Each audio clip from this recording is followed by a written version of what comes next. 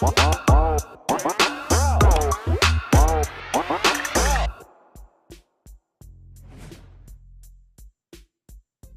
up, beautiful people? What makes you beautiful? The fact that you're here with us, me and my guy, Jordan Sharp, here for another episode of the BMR NBA show. Last night, some interesting action, some interesting games. I had that one play. It was the only official play. I believe, Jordan, you didn't have any plays right yesterday. So, and that ended in a push. I had the under 216 in Memphis, Cleveland. But other than that, there's some interesting games. You know what? I'm kind of lying to y'all. I didn't think these games were that interesting at all. I did end up getting on the Suns late, like I was mentioning on the show. I actually said my official was Memphis, Cleveland, with a heavy lean to the Suns. I went ahead and made that play, so that was good. Interested to hear, Jordan's opinion on that Lakers Kings game yesterday. How you doing, my guy? Yeah, good. Yeah, nothing official for me yesterday. I as well, though, jumped on the Suns. We were both kind of like, yeah, we're thinking about it. It's probably going to get done. It ended up did. Luckily for us, it got the money, so that was good. But yeah, nothing official for me on the show. What can I say about that Lakers game? I mean, fourth quarter Browne. I mean, like the guy, it doesn't matter what guys they have out there around him. He simply finds a way to win when the time comes. And I know it's the Sacramento Kings that they were playing against, but I mean, it was still impressive that he basically doubled his point output in the last 12 minutes of the game and just essentially took that game over and got the win and cover for the team. And I talked up Russell Westbrook yesterday. I thought about firing at his points, rebounds, and assists. I'm glad I didn't. But that being said, he had a no-turnover game, which was much appreciated on social media by people basically clowning him for, like a 400-game stretch where he's had at least one turnover. Excuse me. Yeah, so I mean that was good to see. I mean, obviously, I gotta say it. The Grizz and John Morant clawed for that win. The kid is fast rising continuously. Wish I would have fired at Morant at plus 15,000 or whatever he was in the MVP odds a week ago, because those are gone. Essentially at about 50-1 right now. Also, props to RJ Barrett. Kid looks extremely well put together over the last 3 games. Has been absolutely on fire, and they knocked off the underhanded Pacers. I mean, just last thing I got to say about yesterday's slate is it's time, Pacers fans. I mean, I think most people are understanding of that, but this team needs to make a few moves and try to rebuild this year and go for a top 5 pick and then just go for it all next year, because it's not happening this year when you have the same record or worse than the Oklahoma City Thunder right now through almost 50% of the season. So you're not going to recover from that in a fast improving Eastern Conference. We'll talk about Indiana here again in just a second. But yeah, nothing official for me, but glad I got that Suns win, so it felt good trying to parlay that into another one here today. Yeah, so with that said, let's get going. Yeah, Esteban, whenever you're ready, my guy, let's pull up the first game and get to what the people are here for, which is today's action. And my only official play, so I'm ready to talk about this game. Listen, anyone that has been watching this show, been rocking with us for the last couple of years, you already know what it is with me. I don't care what shape he thinks the earth is, flat, round, isosceles triangle. I don't give a shit. I care about the fact that he could ball like few other people could ball. And with Kyrie back in the lineup, listen, the Nets last year were one of the best offenses in terms of efficiency. I'm not going to say of all time, but like literally they're like top 15 all time. They had one of the highest offensive efficiencies in a while. And they were just kind of thrown together. After a year together, I know Kyrie hasn't been playing basketball for a long time. I'm sure he'll be probably pretty rusty. But just the threat of him is going to get this team back to where they need to be. Kevin Durant's not going to have to play 38, 40 minutes a game. And I think that the fact that Durant and Kyrie are actual friends, like Durant has not complained that Kyrie's chosen to not play. He's actually supported him and publicly supports him on social media constantly. So I think that his return in terms of their vibe as a team, their chemistry, I think that's going to give them a little battery in their back. Because remember, it's not like they're playing well. They need an injection of energy right now. So they hadn't lost back-to-back games until they lost to the Clippers on Saturday, and then now they made it 3 in a row with a home loss to Memphis. So they lost 3 in a row at home. They go away from home now. A chance to play against a Pacers team that is goddamn struggling, to say the least, who have a hard time putting up offense, and with an eye on Friday. These guys got to get right before they come back home and play the Bucks, because no matter what, every time they play the Bucks, that's a playoff type game. That's their measuring stick in the Eastern Conference, right? Is the Milwaukee Bucks. So this little stretch of 3 games in a row where they've lost, I think they're better than that. I think we all know they're better than that. But I've also watched these games, and their offense has been super stagnant. It's too much it's not enough from others.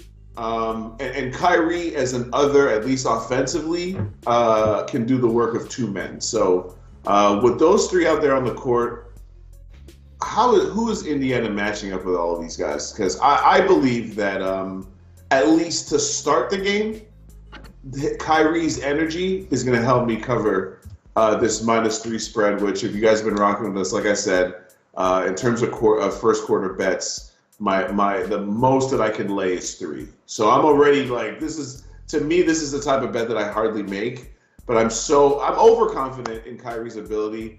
But I don't think I'm overconfident in the fact that getting him back is gonna give these guys a jolt and some electricity and some just like feel good that they need right now, because it's not like they're playing horrible.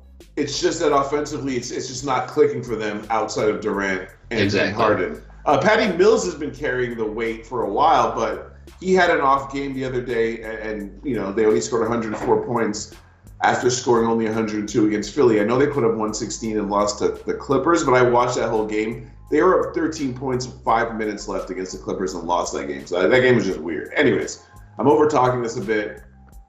Brooklyn -3, official like a referee with a whistle. What's up, George? Yeah, I mean, this is going to sound somewhat square, because I think this is what the mindset is tonight with Kyrie coming back, and people are just going to assume he's going to play 36 minutes and drop 25 points. And no, I don't think that at all. I mean, I could see it happening. I just don't think it's going to happen. Like, his points, rebounds, assists is like 26.5. I'm just saying, like, I could see that against a Pacers team who is on no rest, and who, as we talked about yesterday, despite the fact that Kiefer Sykes and Dwayne Washington Jr. are playing very good basketball right now, it's just simply not enough. And you're now asking them for the better part of the game to be guarding Kyrie Irving and James Harden. It's just not the recipe for success on the second night of a back-to-back. I could see them parlaying that first quarter win into a first half and full game cover, because the Pacers by the end of this game are probably going to have nothing left. And you're right, Brooklyn's like 13th in offensive efficiency this year. I mean, I know there's the theory that we talk about all the time about a major player coming back into the lineup and it's screwing with stuff, but the Nets haven't been that great on offense. Their defense has been carrying them this season. Kevin Durant's been like blocking shots in transition, just a monster, absolute monster on defense, and doesn't get talked about because his offense is so good. But now you have a player like Kyrie, and who I don't think they're going to just hand the ball to him very much tonight. His assist prop very low at only about 3.5 tonight. But, I mean, you're telling me that a career, 41% three-point shooter getting back in the lineup, assuming he's been, working out on his own, at least keeping his shot ready, maybe not his conditioning so much because he's not in game shape. We know that, playing in the NBA requires you to be in game shape, and just working out on the side or even just in practice is not enough in any level of basketball, basically, but especially the NBA. So I sincerely doubt he's going to be out there, like taking the ball to the basket and having the ball in his hands and having a huge usage rate, but he will be out there shooting threes. And that's going to be a huge upgrade for this offense, because that's exactly what they've been missing with Joe Harris out. They don't have that knockdown, a very high percentage three-point shooter. And now, he may be rusty tonight, but he's still Kyrie Irving. You still got to respect him out there. You still have to. I mean, if he catches a ball in the corner and he's wide open, you're pretty screwed probably. I mean, like that. Like, let's be completely clear here. So, lean Nets, man. I wouldn't. There's absolutely nothing that I could muster up that could make me bet the Indiana Pacers here. You're exactly right. The energy alone and the the mental boost that Irving's return will give this Nets team against a tired offense, against a defense that's good but not great, that you could definitely beat a team that's also, in lower third of the league and opponents' 3-point percentage. Like a barrage tonight from beyond the arc could be all it takes to just make the Pacers give up if they get down early. So I do like your play, man. It wouldn't be surprised if they parlay that into a trifecta either. Yeah, I mean, listen, it's obviously, again, I am very biased, so, and I admit that, but let's just look at some of the stats. The Pacers are 23rd in terms of, no, sorry, I'm sorry, they're not 23rd. They're actually, are they worse than that? I'm trying to pull up their first quarter stats here, their first quarter splits. I know that this is one thing. I want to touch on something that you just said while I looked that up.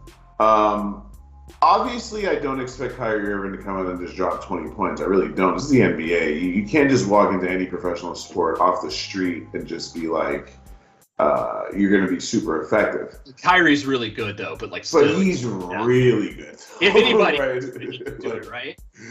I'm just saying, if you're Kyrie and you come into the game with a mindset that, like, I'm just going to play third fiddle and just take the shots that are given to me, that's still a huge upgrade because regardless of what people want to believe, if you're watching the Nets lately, one of the actual problems that they had, I got into an argument about this with one of my boys, is that Patty Mills is having to do a lot of heavy lifting.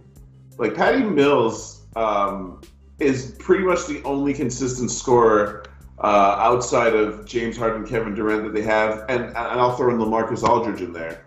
But LaMarcus Aldridge only plays like 22, 23 minutes a game. He doesn't play that much, right? Patty Mills is playing like upwards of like 30-something minutes.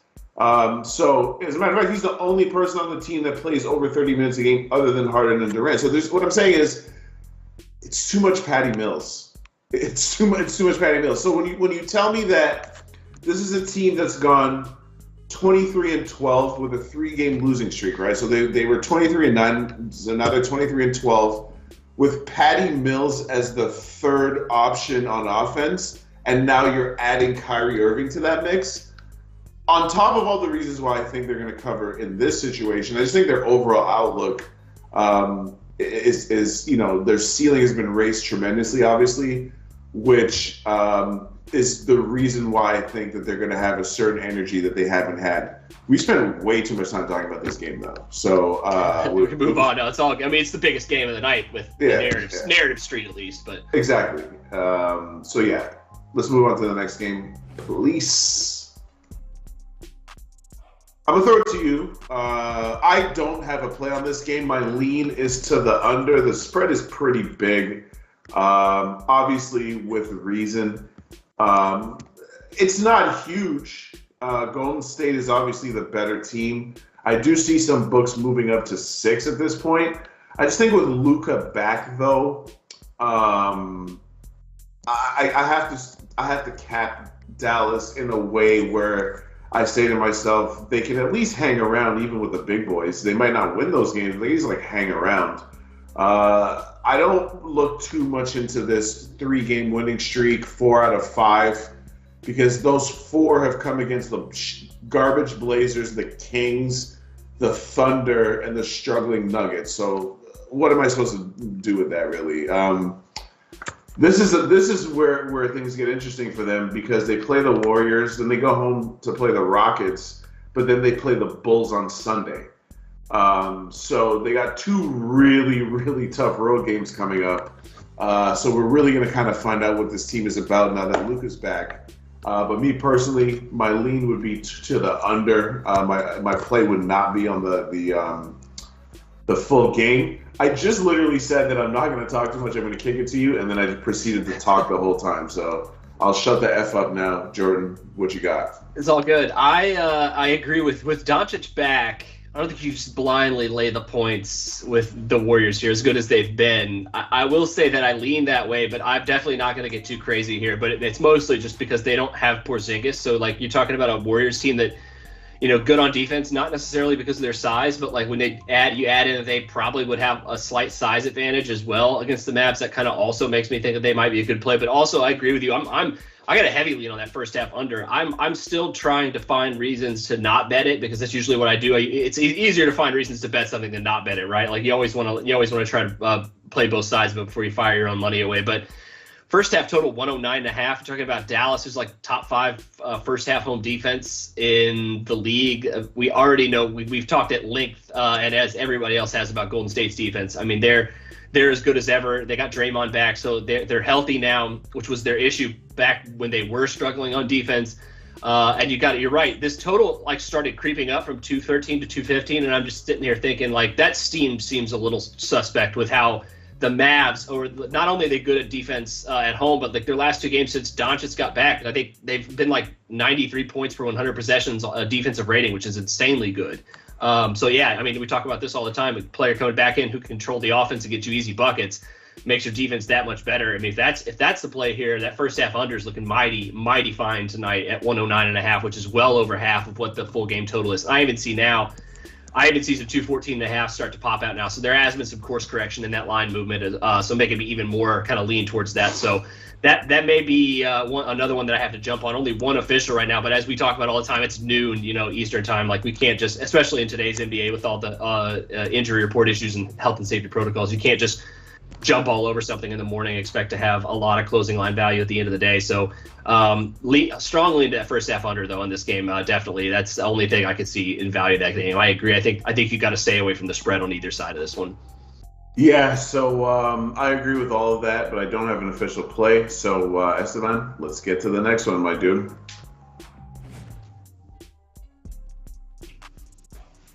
This is a pretty interesting one. Jordan and I were talking about this before we went live.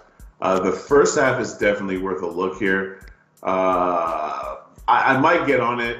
The Raptors, though, have started to kind of find a little bit of rhythm. Mm-hmm. So I'm not as enthusiastic about it, but I do like the first half here. Again, I feel like I'm kind of stealing Jordan's thunder because he's the one who mentioned that. I liked it, but I don't have an official play. Jordan, I don't know if you have an official play on this game or not, but me personally, I'm actually kind of looking at a Van Vliet prop, maybe. Van Vliet's been on fire lately. Last 3 games, he's scoring 33 a game. He's making a lot of shots, shooting 45% from threes, making 6 threes a game.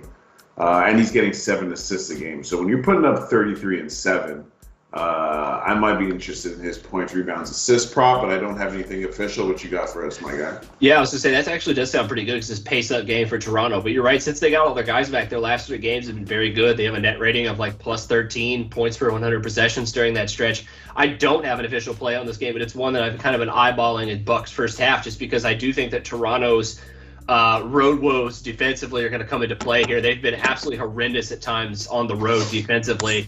And as you know, it's kind of been a flip-flop for them. They were playing insanely good defense to start the year. Their offense was struggling. Now it's kind of flip-flop. We talked about the Raptors' offense yesterday. But, it just seems to be that I think that they have the potential to kind of jump on them a little bit early in this spot, not only because I think they're going to struggle to guard them, but also because Toronto played yesterday. Granted, they absolutely demolished the Spurs yesterday, so it's not like they had to put forth a ton of effort.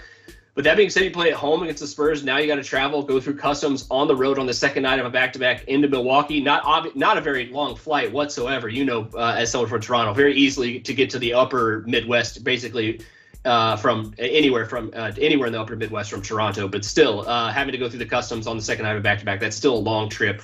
So could see them catch the Raptors off guard a little bit early, but that number's kind of sharp. It's gone up from 4 to 4.5, and it's kind of staying there. So it kind of leads me to believe that that's going to settle there as well. So just a lean at this point for Bucks first half. I haven't jumped on it yet.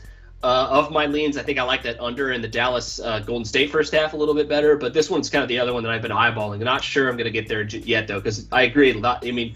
Basically, you got to respect the Toronto Raptors when fully healthy. Their starting unit has a lot of young energy. They can be good on defense, and their offense has been a top 10 offense almost at times this year with all those guys in the court. So got to respect it even against the Bucks team. But Bucks team also is missing a few rotation pieces. Not any starters, not anybody really important, but might have a little bit shorter bench here with Connaughton and Grayson out. I guess Grayson has been starting. So, yeah, one starter and a couple rotation players out. It's not like they're fully healthy. They just have their big three right now. So it could be a little thin.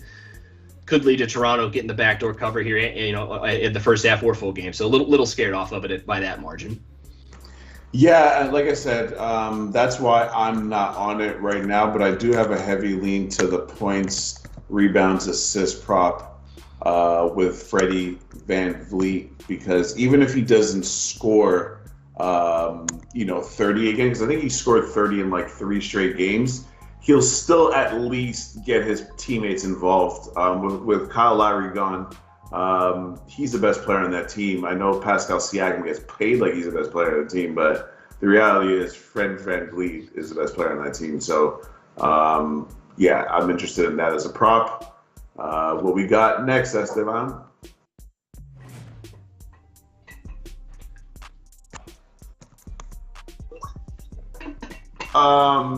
So this game is interesting to me. My heavy lean, I only have one official play, which is that Brooklyn play. My heavy lean, it's pretty heavy lean in this game, is to the under. The Nuggets have been playing better, but the reality is their offense is not very good right now.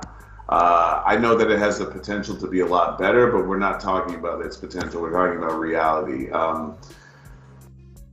They're just not good, man. They're just not good. They're averaging like 96 points a game in the last 5 games. So even though they've been winning more, it doesn't really fool me, especially because the one good game that they had where they put up a $124, they did it against the Rockets. How much stock am I really putting into that? I know the Jazz can light people up, but 223 seems super high to me, just for the simple fact that one of the reasons that the Nuggets have been picking up wins is because they play defense.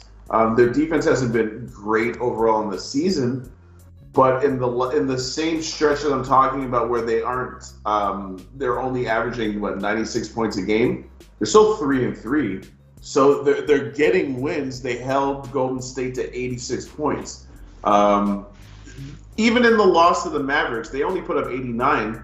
The Mavericks only had to score 103 points. You shouldn't be scoring 103 points and winning by margin. Mavericks scored 103 points and beat them by 14 points. Like that's just ridiculous. So I don't really know what to make of this Nuggets team other than to say they seem to still be able to play a certain level of defense. Their offense is not good. I think that in terms of pace, that they're never trying to run up and down. Utah probably controls the pace, I guess, just because they're the better team, even though that's not really always how it works since they're the road team. But it's not like the Jazz are trying to fly up and down the court either. We can't use altitude as an excuse in this game because both teams play at altitude. Before I ramble on anymore, just because of the overall numbers that these teams have put up, not only recently, but just on the season, the Jazz are 5th in the league on defense. The Nuggets have been playing pretty good defense lately. Their offense stinks. My heavy lean is to the under 223 in this. What you got, Jay? Yeah, I got lone official on this one here tonight. Wrote it up for BMR, so I don't want to be too long with it because we do have one more game to talk about, so you can go check it out at Bookmakers Review. But I got the first half under 108. It's at 108.5 too right now. Basically, right now, the only issue with this that I have is that there's just a ton of guys for Utah questionable. Most importantly, Rudy Gobert with a shoulder injury. I think he probably plays because you can kind of lately, when you see a team sign somebody to a 10-day contract, you got to think, oh well, they obviously have injury issues or health and safety protocols issues. Right now, I think they signed Daniel House to replace Joe Ingles, who's in health and safety protocols. Obviously, a big part of their offense off the bench. But Gobert is the big one here. If he plays, I think that helps my under here tremendously in the first half. Also, I agree with you. I like the full game under too. I think I'm going to get on that, not as an official play, but as a personal one as well at 223. But I got to know if Gobert's in there because Bogdanovich is questionable. O'Neal also questionable, which probably want him and Gobert to play because that'll definitely improve Utah's defense and want Bogdanovich to sit in an ideal world. Hassan Whiteside also questionable though too because it's just like a ton of question marks for the Jazz right now. I got to know who's playing. It's a late game. We might not know. Some of these guys may end up a game time decision, but you got 4 legitimately injured guys who are questionable tonight for the Jazz. got to know where those are going to fall. But you're exactly right. The other reason I won this first half under is because Denver at home, and even in their last 5 games, has been tremendous defensively. They're top 2 in the league defensively in the first half. Their last 5 games, they always come to play pretty much at home defensively in the first halves of games. They've been very good in that spot as well. So I'm hoping the Daniel House signing is more of like Bogdanovich has a chance to miss tonight, and obviously the replacement of Joe Ingles. So I'm kind of hoping that Gobert plays tonight.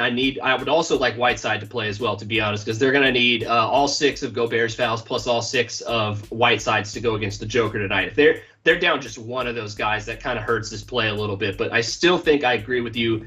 The fact that Denver has been playing much better on defense and their offense has been very, very poor lately gives me a lot of hope for this one. I did just also notice that Monte Morris is now upgraded to questionable for this one. That could help the Denver offense a little bit, but I don't know if it's going to be enough against this Utah defense. So under first half, official 108, probably going to get on that full game under as well in this one. Yeah, that seems to be the play if you're going to touch this game. I have nothing official on it, but I do have a heavy lean to that for now until I dig into the numbers and who's available a little bit more. So with that said, let's get to this last game. I'm going to kick it to you. I kind of don't understand what's going on with this game. It's opened at Portland -1. Bro, what? If you got plus points with Miami, congratulations. I was busy this morning, so I didn't have time to even get on that. I feel like I missed out on a sale. I know Miami doesn't really have certain guys available. Portland stinks, bro. So, and it's not like Portland is playing out there with a full roster. They have all kinds of guys not available. Again, I'm just kicking it to you, Jordan. I don't understand what's going on here. I don't have an official play because that opening line is so suspicious to me. Mm-hmm. It makes me think that Miami is missing even more guys than we think. So I'm just completely off it for just due to lack of information. Yeah, it's tough to bet either side of this game. Short spread.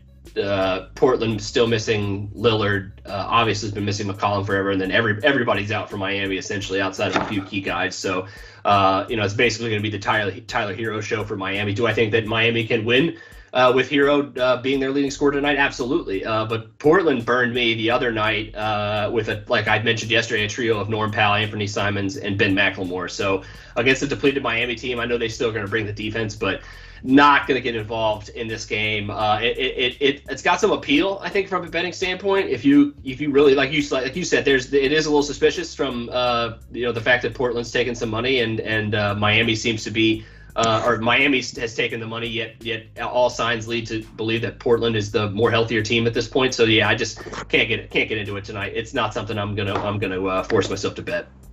Yeah, listen, we talk about this all the time. When I make a play because I see an advantage somewhere or a line to me that goes against my model, where I think that the total should be something and the line comes out and it's way off that, I'll get involved in those.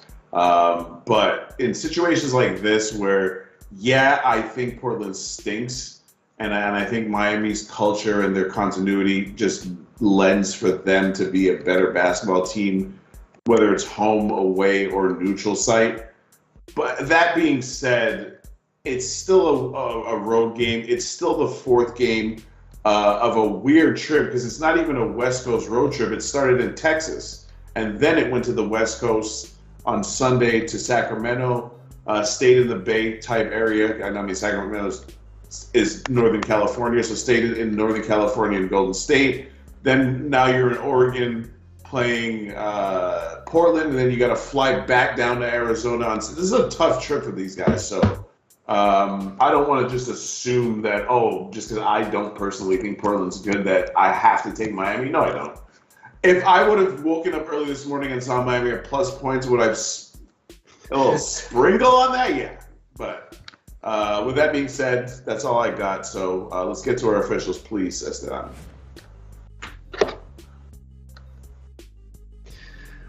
I can go first real quick. I got the under 108.5 first half, Utah and Denver tonight. Also, I think I'm going to lock it in after show, so I'm going to go ahead and make it official now. Under 109.5 first half, Golden State, Dallas tonight. Yeah, all I got is this play. First quarter, Nets. feel very strongly about it. I took like almost half the show talking about it, so clearly I feel strongly about it. Even if it doesn't come through, I'm going to be in the Nets business very soon, or at least for the near future. I do know that the market is probably going to overreact to Kyrie being back. But to some extent, he's only playing road games, so it's going to be interesting to see how they set these lines with that in mind, that yes, there is a Kyrie factor, but we're really going to learn how much Kyrie means to a spread over the next coming weeks. But that's it for us. Thank you as always for joining. Make sure you like, you share. Don't be greedy. People want to cash tickets too. We've been cashing around here lately, so make sure you share and make sure you subscribe so you don't miss a show. I got people that hit me up all the time like, hey, you don't do a show anymore? Like, son, where are you? I tweet this show. I retweet. Fast asleep. The only thing I do on Twitter is make fun of people and retweet this show. I don't do nothing else. So if you follow me on Twitter, please make sure you follow the show. You send it to your friends, whether you watch it live or you watch it after the fact. We're not trying to tell you who to take. We're just trying to give you advice. Thank you for rocking with us, and we'll see you tomorrow, same time, same place. Check out Jordan's articles and my articles on BMR. Thank you for joining.